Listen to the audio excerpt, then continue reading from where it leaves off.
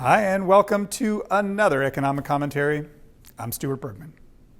Each year, EDC Economics publishes its views of the top risks facing Canadian exporters over the next 12 to 18 months. While protecting your business from all risk is neither possible or even desirable, planning around those risks that are most plausible and impactful can help fine-tune your risk management systems and better position you for success.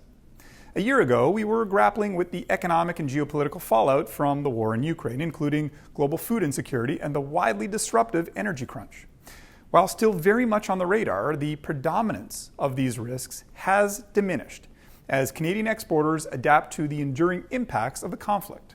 In fact, in our most recent Trade Confidence Index, only 30% of respondents still identified those challenges as impediments to their business.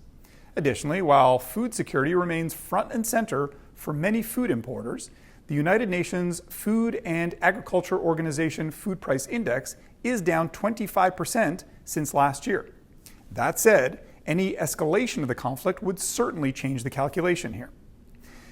Instead, the biggest risks facing Canadian exporters largely stem from the soft patch confronting the global economy as it seeks to put the distortions caused by the COVID-19 pandemic firmly in the rear view. The dramatic increase in central bank policy rates over the past year and a half, together with associated financial market stresses, will reduce the flow of credit into the system over the next several quarters. It could even bring about a deep global recession, especially if lenders tighten their lending standards even further in response. According to our calculations, this could lead to a permanent loss of between 1% and 2% of global economic output. While not our base case, such a scenario could also expose those households and businesses that overextended themselves during the last decade of excessively cheap money. As interest rates and bond yields trend higher and post-pandemic liquidity is reduced, borrowers will experience credit pressures, increasing the risk of a wave of corporate defaults. While some of this may be part of a healthy correction, the adjustment could nevertheless prove messy. Government debt has also ballooned in recent years as fiscal authorities helped cushion the blow of the pandemic, keep up with rising healthcare costs, boost defense spending in response to geopolitical uncertainty, and confront new challenges like climate change. This increases the risk around a spate of sovereign debt crises. We've already seen a number of protracted debt renegotiations for countries at heightened risk of debt distress, putting many low-income markets on the cusp of default. The resulting swings in asset prices could also have potentially dangerous knock-on effects across the banking system. As we witnessed back in March with the highly publicized failure of a number of U.S. banks, any loss of confidence or release of animal spirits increases the risk of deposit flight, threatening to turn a local banking crisis into a global one. While some risks are more cyclical in nature, others may be part of more broad-based secular trends.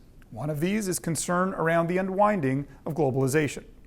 While our base case doesn't envision a material upending of the global trade paradigm, the risk of geopolitical fragmentation should be considered.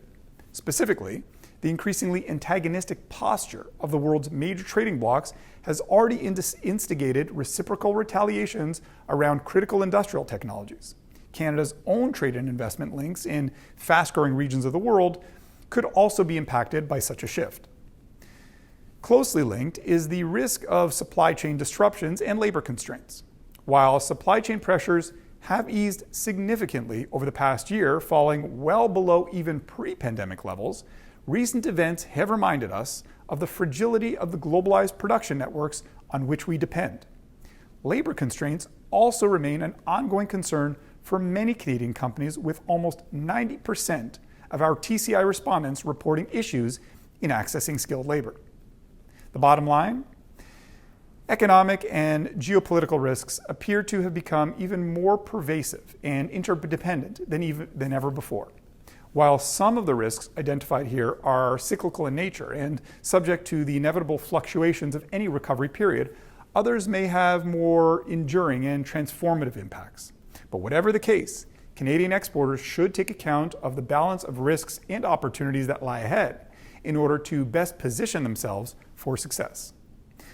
This week, a special thanks to Ian Tobin, manager of our Economic and Political Intelligence Center. As always at EDC Economics, we value your feedback. If you've got ideas for topics you'd like us to explore, please email us, and we'll do our very best to cover them in future editions of the commentary. Thanks for tuning in. Until next time.